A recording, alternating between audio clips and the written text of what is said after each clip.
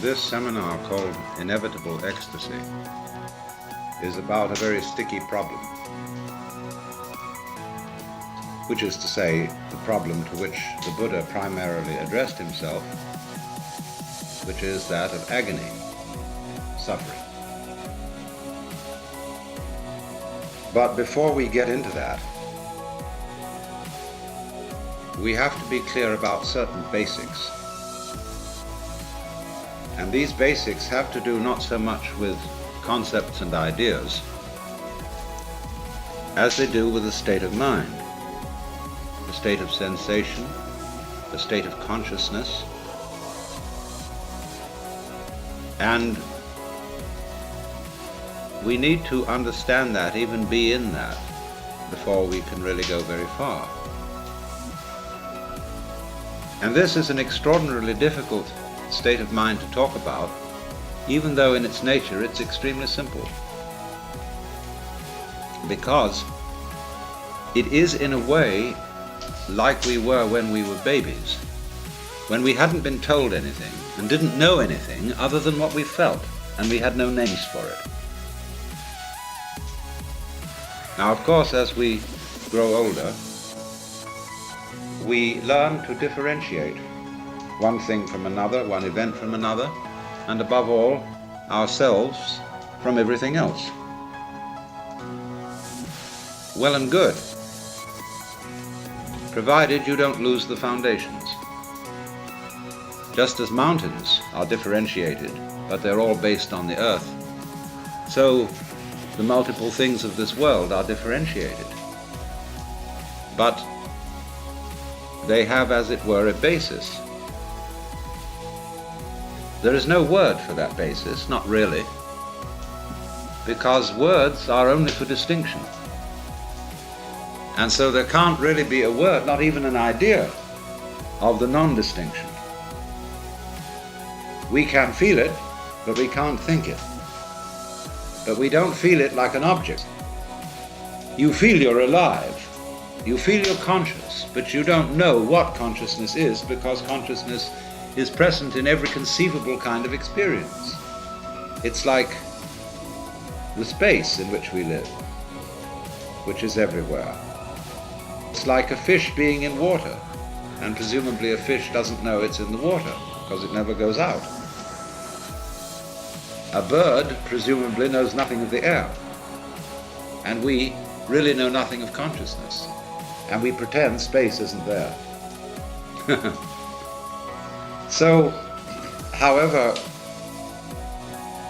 when you grow up and become fascinated, which is really the right word, spellbound, enchanted, by all the things that adults wave at you, you forget the background. And you come to think that all the distinctions which you've been learning are the supremely important things to be concerned with. You become hypnotized. And so when we are told to pay attention to what matters, we get stuck with it, and that's what in Buddhism is called attachment. Attachment doesn't mean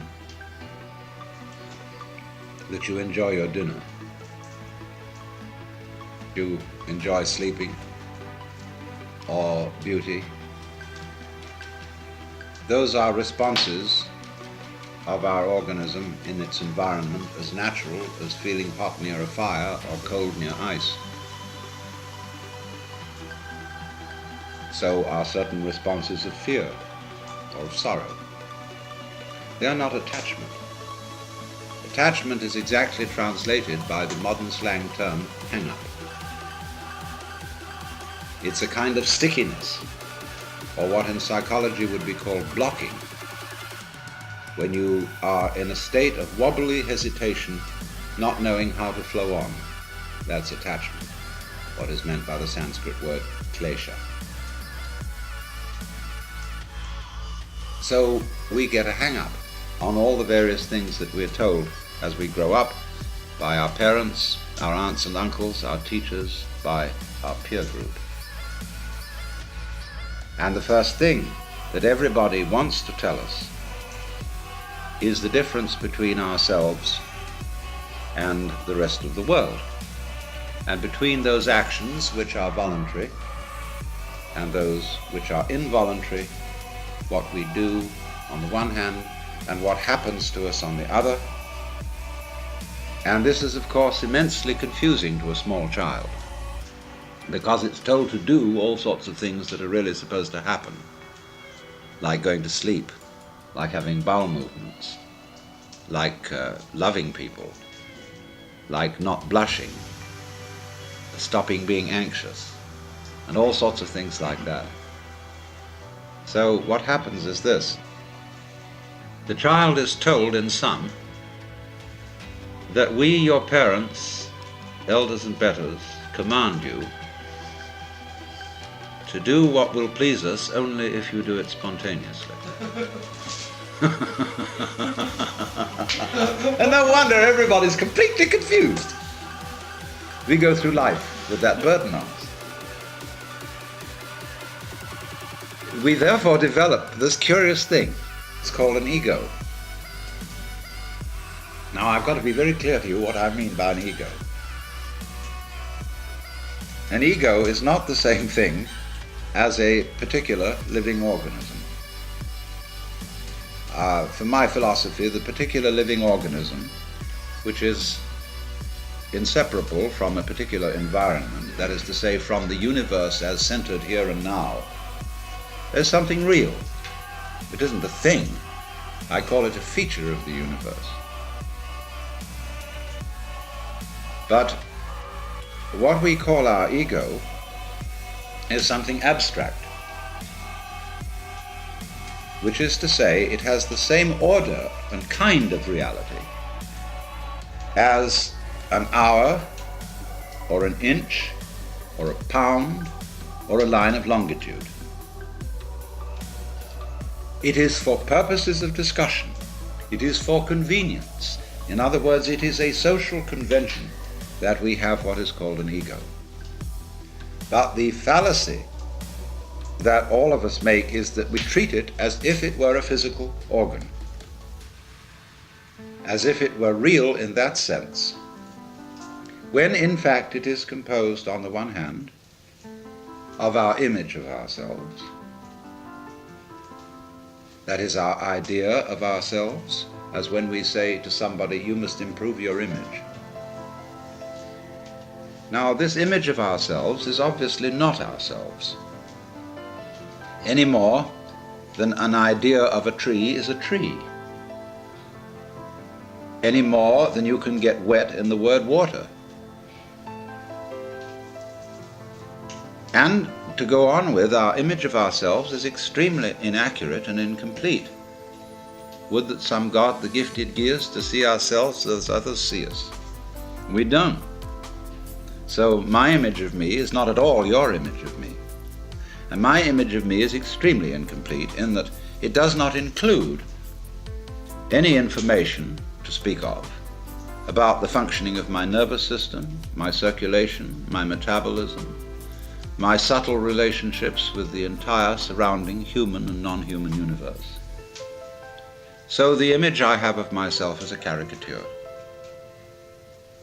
It is arrived at through mainly my interaction with other people who tell me who I am in various ways, either directly or indirectly, and I play about with what their picture is of me, and they play something back to me so that we set up this conception. And this started very, very early in life. And I was told, you see, and you were told, that we must have a consistent image. You must be you. You have to find your identity in terms of image. And this is an awful red herring. A lot of the current quest for identity among younger people is a search for an acceptable image. What role can I play? Who am I in the sense of what am I going to do in life, and so on. Now, while that has a certain importance, if it's not backed up by deeper matters, it's extraordinarily misleading. So therefore, on the one hand, there is this image, which is intellectual, emotional, imaginative, and so forth.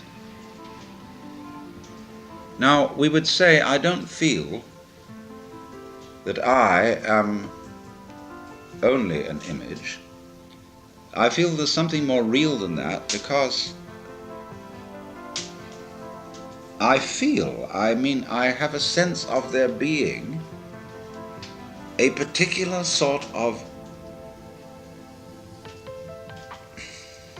how do we say, a center of something, some sort of sensitive core inside the skin. And that corresponds to the word I. Let's take a look at this. Because the thing that we feel as being myself is certainly not the whole body.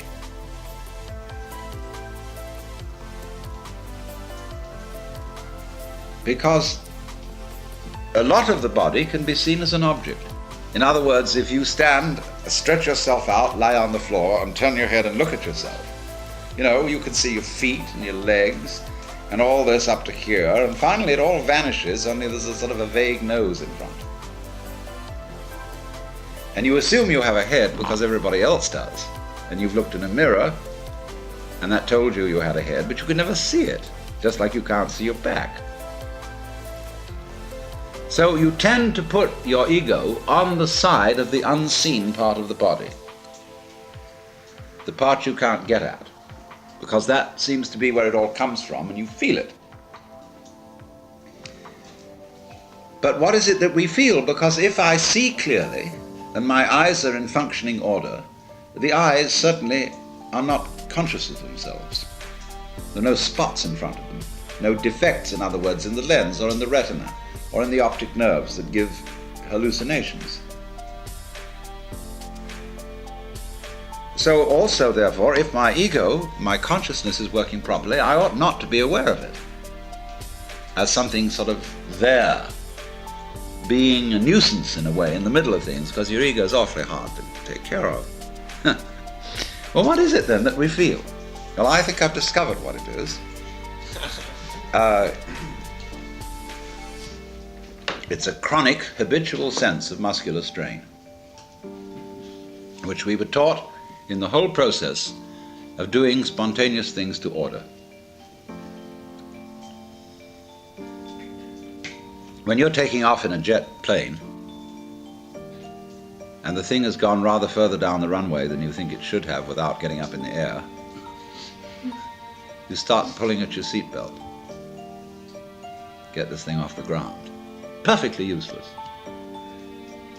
So in the same way, when our community tells us,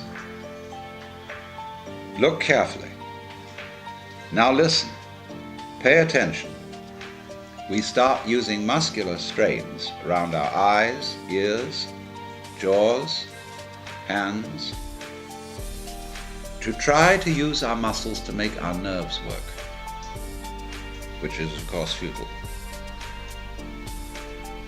And in fact, it gets in the way of the functioning of the nerves. Try to concentrate. And then when we try to control our emotions, we hold our breath, pull our stomachs in, or tighten our rectal muscles to hold ourselves together. Now pull yourself together! Immediately, what are you to do? What does a child understand by that? He does it muscularly, pulls himself together. This is useless. So everybody chronically pulls themselves together, so that it's so funny if you get a person that just lie on the floor and relax. There's the floor under you, as firm as can be, holding you up. Nevertheless, you will detect that the person is making all sorts of tensions, lest he should suddenly turn into a nasty jello on the floor.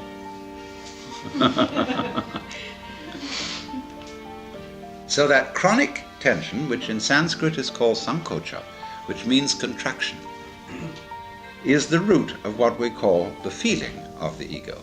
So that, in other words, this feeling of tightness is the physical referent for the psychological image of ourselves. so that we get the ego as the marriage of an illusion to a futility. Even though the idea of an I with a name, with a being, is naturally useful for social communication, provided we know what we're doing and take it for what it is. But we are so hung up on this concept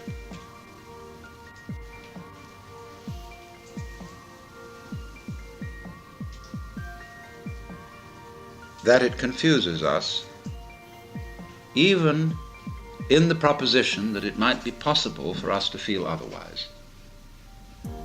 Because we ask the question, if we hear about people who have transcended the ego, well, we ask, how do you do that? Well, I say, what do you mean? You, how do you do that? Because the you you're talking about doesn't exist. So you can't do anything about it. Any more than you can cut a cheese with a line of longitude. Now that sounds very discouraging, doesn't it? But let's suppose now you are babies again, and you don't know anything.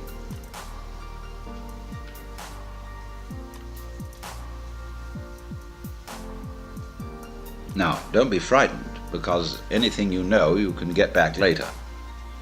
But for the time being, here is our awareness.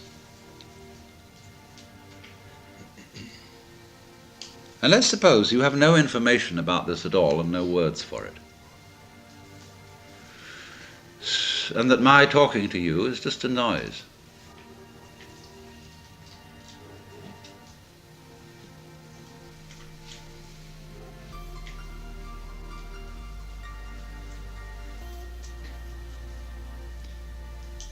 Now, don't try to do anything about this. Don't make any effort. Because naturally, by force of habit, certain tensions remain inside you, and certain ideas and words drift all the time through your mind. Just like the wind blows or clouds move across the sky. Don't bother with them at all. Don't try to get rid of them. Just be aware of what's going on in your head, like it was clouds in the sky, or the crackling of the fire.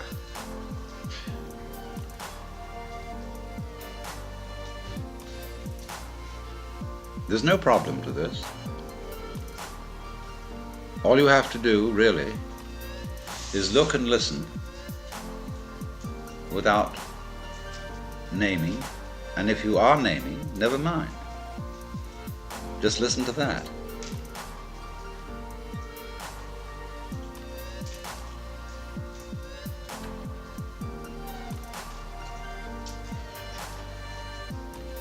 Now that you can't force anything here, that you can't willfully stop thinking and stop naming, is only telling you that the separate you doesn't exist. It isn't a mark of defeat. It isn't a sign of your lack of practice in meditation. That it runs on all by itself simply means that the individual separate you is a figment of your imagination. So you are aware at this point of a happening. Remember, you don't know anything about the difference between you and it. You haven't been told that. You've no words for the difference between inside and outside, between here and there. And nobody has taught you that what you see out in front of you is either near or far from, your eyes. Watch a baby put out a finger to touch the moon.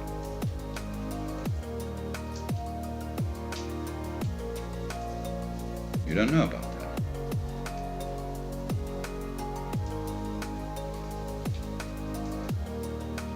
Just, therefore, here it is. We'll just call it this.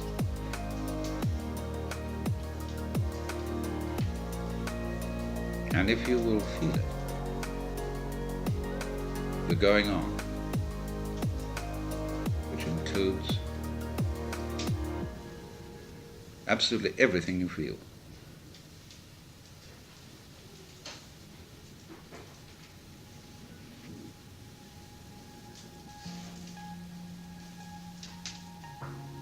And it's a happening.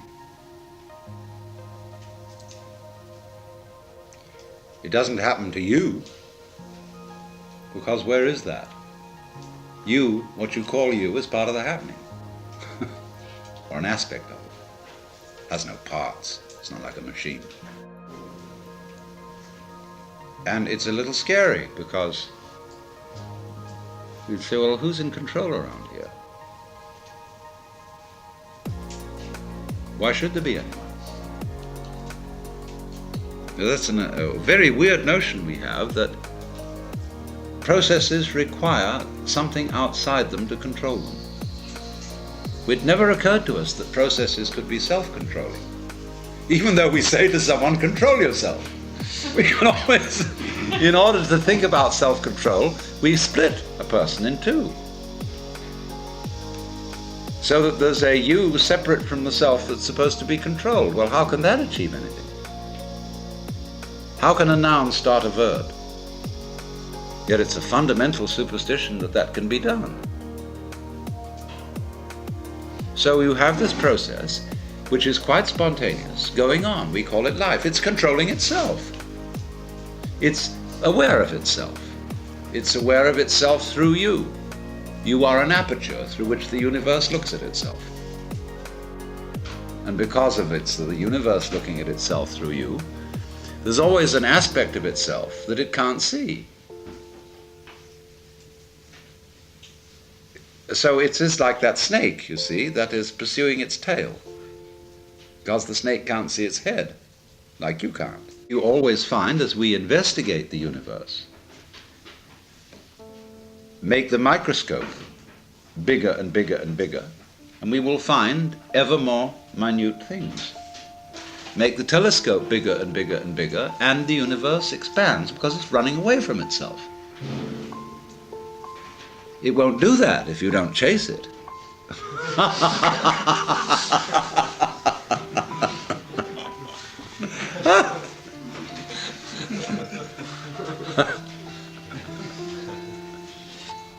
So, the universe is chasing its own tail, you see. It's the thing we're talking about, this Tao. And it's a game of hide and seek.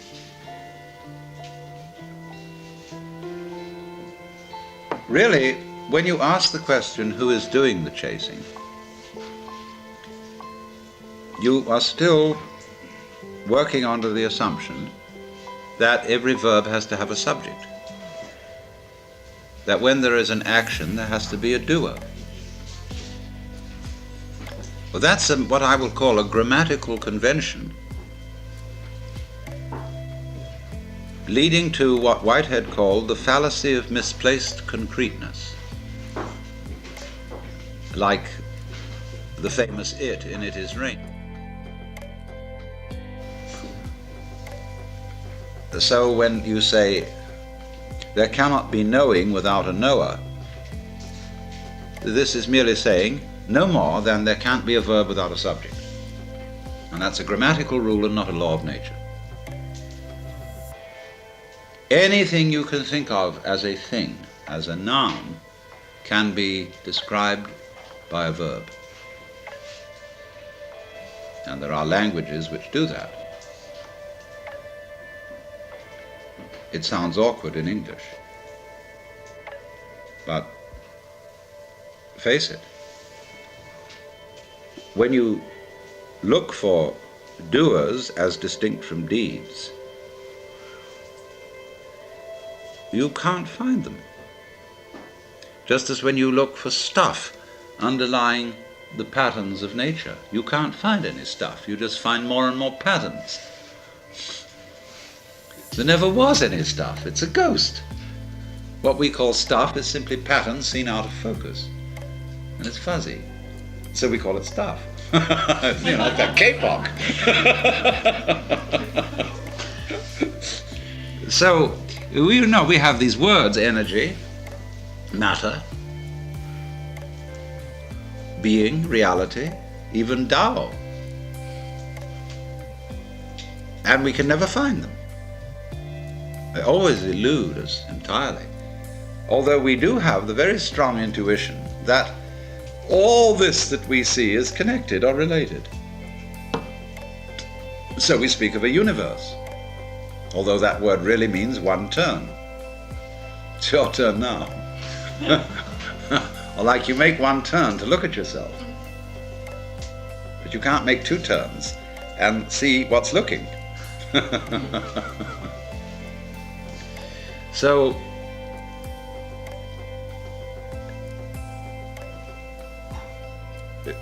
it's very simple, therefore. You only have to understand that you can't do anything about it. And as they say in Zen, you cannot take hold of it, but you can't get rid of it.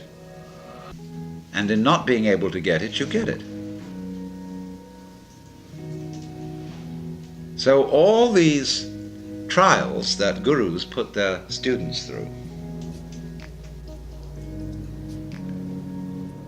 have as their ultimate object convincing you that you can't do anything.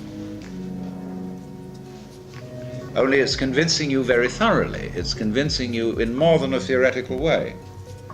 Now, perhaps I shouldn't tell you that. But you see, I'm not a guru, in that I don't give individual spiritual direction to people. And I give away the guru's tricks. That may not be very good, but on the other hand, those tricks are only necessary in the sense that I would say to someone, it's necessary for you to go to a psychiatrist if you think you must. And if you are not going to be satisfied without going to Japan and studying Zen Buddhism from a Roshi, okay, you better go. It isn't necessary unless you say it is. If that's the only thing that'll satisfy you, and you feel that deep down inside you. If you've got that yen, therefore you've got that yen. But if on the other hand you haven't, you haven't. And I'm not going to put you down on that account, you see. The point is, what do you want to do? What is it in you to do? But there it is, that you can struggle and struggle and struggle, and indeed will do so, as long as you have the feeling inside you that you're missing something.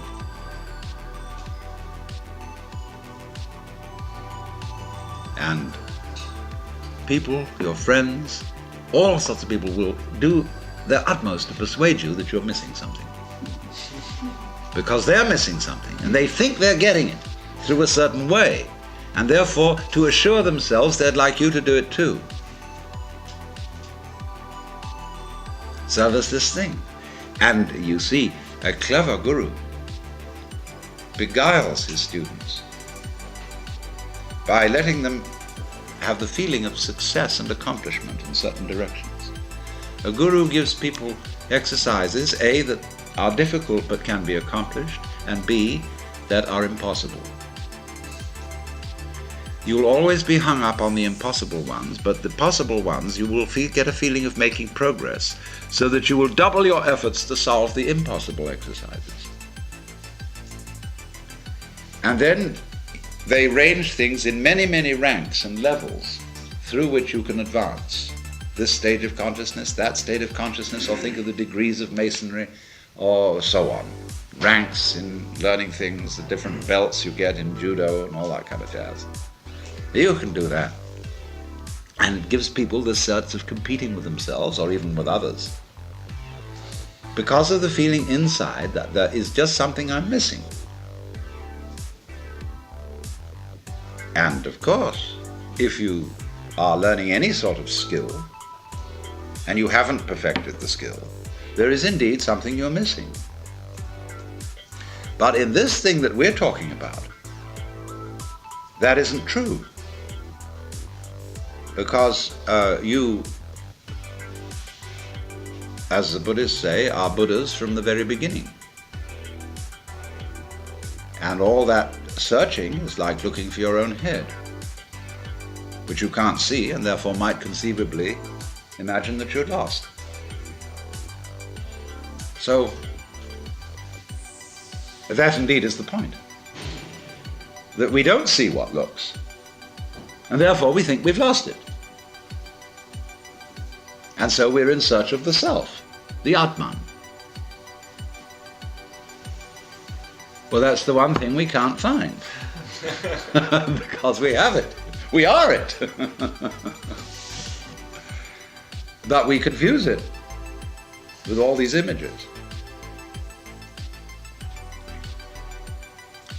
So therefore, if you understand perfectly clearly that you can't do anything to find that very, very important thing, God, enlightenment, nirvana, whatever, then what?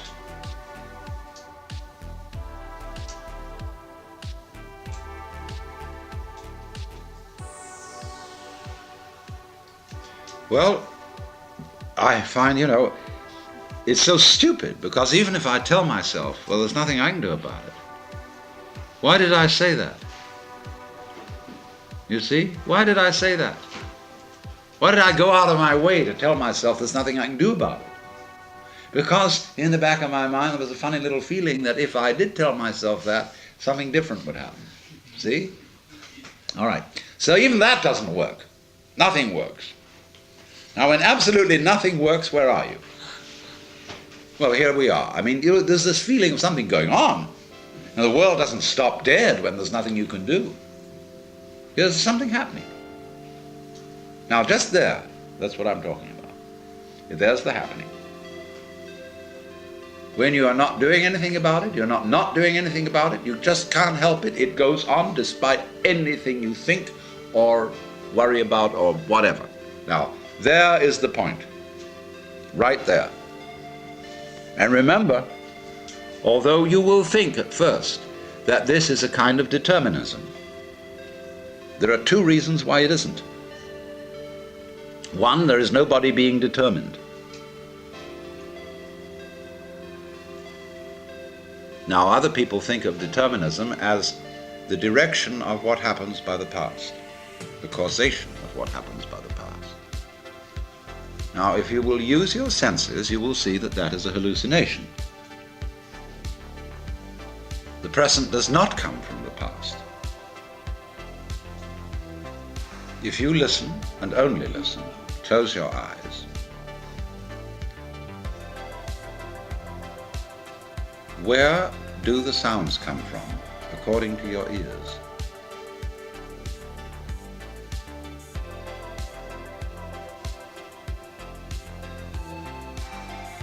You hear them coming out of silence. The sounds come and then they fade off. They go like echoes, or echoes in the labyrinths of your brain, which we call memories. The sounds don't come from the past. They come out of now and trail off. You can do that later with your eyes. You can see, like when you're watching television, there's a vibration coming out from the screen to your eyes. And it starts from there somehow.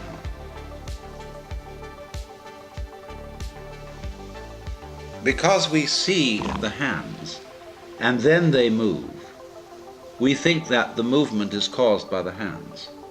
and that the hands were there before, and so can move later. We don't see that our memory of the hands is an echo of their always being now. They never were, they never will be, they're always now. So is the motion. And that is recollected is the trailing off echo like the wake of a ship. And so just as the wake doesn't move the ship, the past does not move the present, unless you insist that it does. And if you say, well, naturally I'm always moved by the past, that's an alibi. And it completely fails to explain how you ever learn anything new. That's why all the psychologists, who are mostly behaviorists, are completely bogged down in trying to find a theory of learning. Because according to the theory of learning that we have, everything new that you assimilate is really only learned when translated into terms of what you already know. So in that sense, learning becomes like a library which increases only by the addition of books about books already in it. A lot of libraries are indeed like that. So that's what we call scholasticism. So then, you become aware that this happening isn't happening to you, because you are the happening. The only you there is what's going on. Yeah, feel it. And disregard these stupid distinctions that you've been taught. I mean, stupid relatively speaking. And feel it genuinely. When you feel it genuinely and you get down to rock bottom, all that isn't there. That's a game that's been erected on it. And it isn't determined. In other words, you get this odd feeling of a synthesis between doing and happening, in which doing is as much happening as happening, and happening is as much doing as doing. And if you're not very careful at that point, you'll proclaim yourself God Almighty in the Hebrew Christian sense.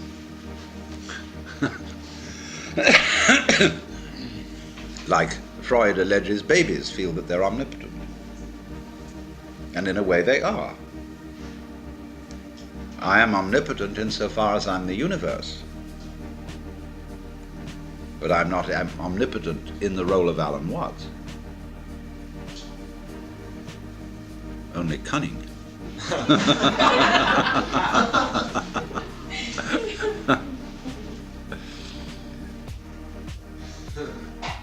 So now then, this sensation of the happening is basic to all we want to explore.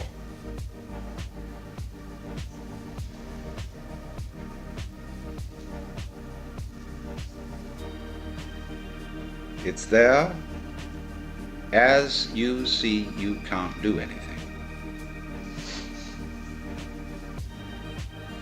And that as you see you can't do anything, you don't go and distract yourself with something else, like committing suicide, or getting drunk, or any sort of distraction. Because if you do that, you will miss what follows from the feeling of what is going on when you're not doing anything. When you're not able even to not do anything. See, this is a sticky place. You can't get in and you can't get out. That's why it's called in Zen the mosquito biting the iron bull, or the man who swallowed the ball of red-hot iron which he can't gulp down and can't spit out. See, it's that difficult. What are you to do or not do? And that tells you, you see, that dilemma, that what you thought was you just isn't there at all.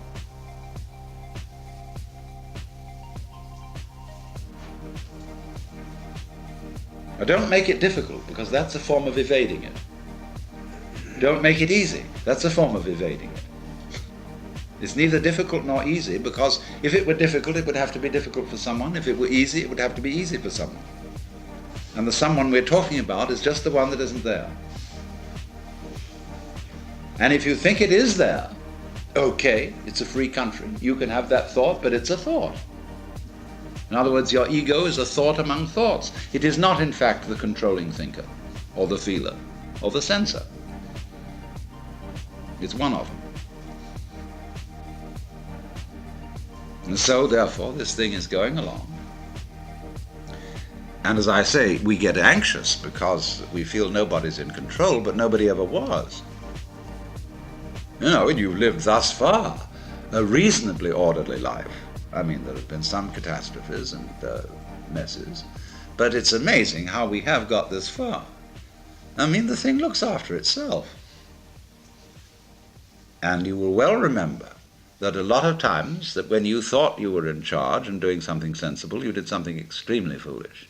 And when you thought you did something extremely foolish, it turned out to be a blessing. Well, that's the way things go. Now, of course, this is a dangerous way of speaking to people who are in the process, young people especially, who are still in the process of learning elementary competence in the culture, learning the taboos and the conventions. Because we take their minds off the happening. To do that, well, it isn't necessary to do it that way. It isn't really necessary to turn a child into a moron in the process of becoming an adult, but that's what we do.